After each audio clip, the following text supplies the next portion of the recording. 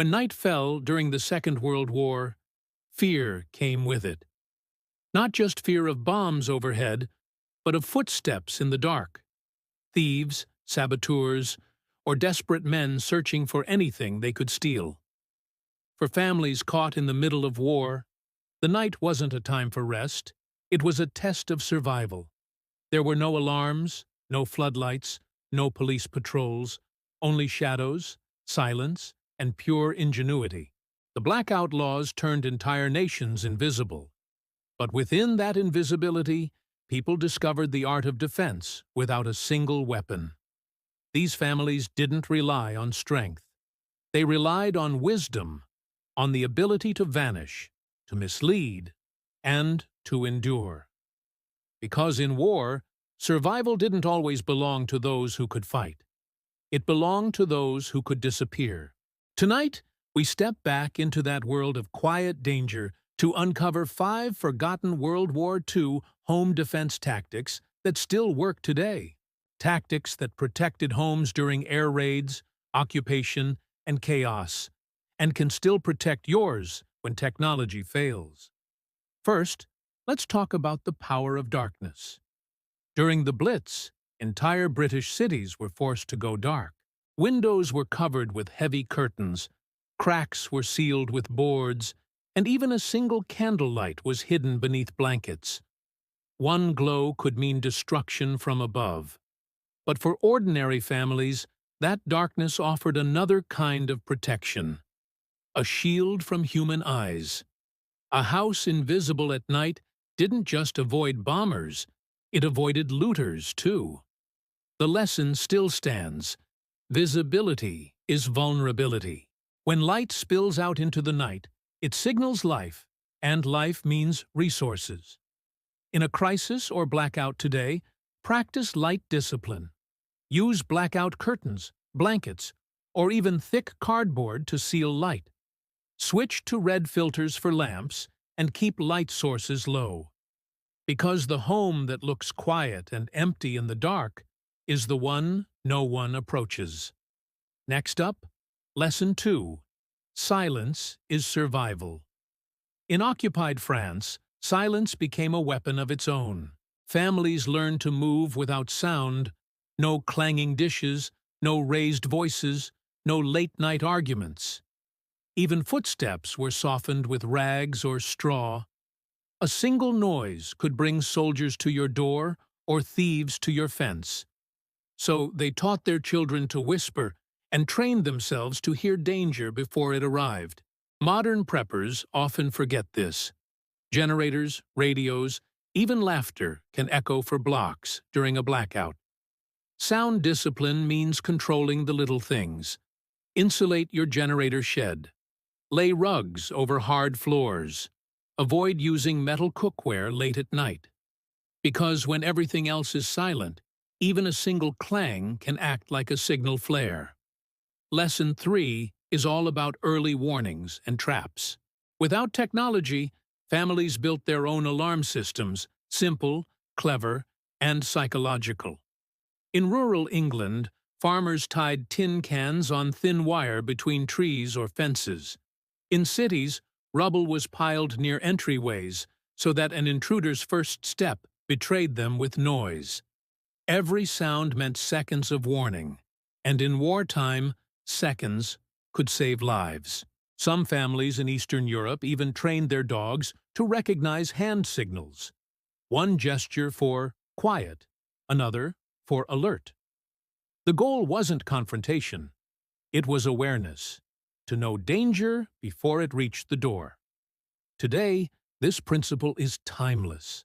A gravel path around your home crunches under shoes. A few cans hidden by a fence still rattle at the right touch.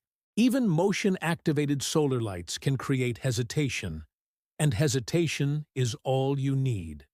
Because the first one to know is often the one who survives. That brings us to Lesson 4, the art of deception. When fighting wasn't an option, deception was. Families turned trickery into survival. Some painted fake broken windows or burned areas on their homes to make them look bombed out. not worth raiding. Others left dummies in the windows, fake shadows that made it seem like guards were watching. Some even placed lanterns away from where they actually slept, leading danger in the wrong direction. The principle was simple. Make your home look like the hardest target or the least valuable one. Today, a few small details can do the same job. A fake security camera, even one with dead batteries. Boots left by a doorway. A large dog bowl or warning sign, even if there's no dog at all. WWII families understood something many forget. The human mind is easier to defeat than the human body. If an intruder believes your home is risky, they won't test it. And our final lesson, the power of the network. No family survived the war alone. In small British villages, neighbors took turns staying awake, listening for danger, watching the horizon. A knock on a door, a flash of a lantern, or a chalk mark on a gate could send an entire block into quiet readiness. In occupied Poland, families invented coded songs. A verse sung from one street to the next meant, "Danger's near."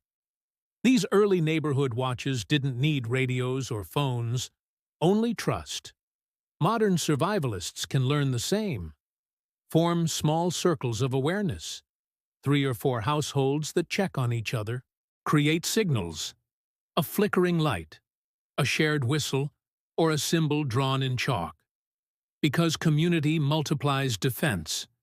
When one person watches, everyone sleeps safer. We don't need to live like it's 1942 to learn from it. We just need to adapt the principles that worked then, because they still work now. Start by mastering light discipline. Know how to black out a room in seconds. Then sound discipline. Make your home move silently, even in panic. Add perimeter awareness. Know what happens outside before it reaches inside. Use deception to control how others see your space. And finally, build a quiet network of people you trust. These aren't old tricks. They're timeless psychology. They don't require money or machines, only awareness and discipline. In every era, danger finds the loud, the bright, and the careless first. Those who stay calm and unseen endure. The families who lived through the blackouts of the Second World War knew a truth that modern people often forget. Defense begins long before a confrontation ever happens.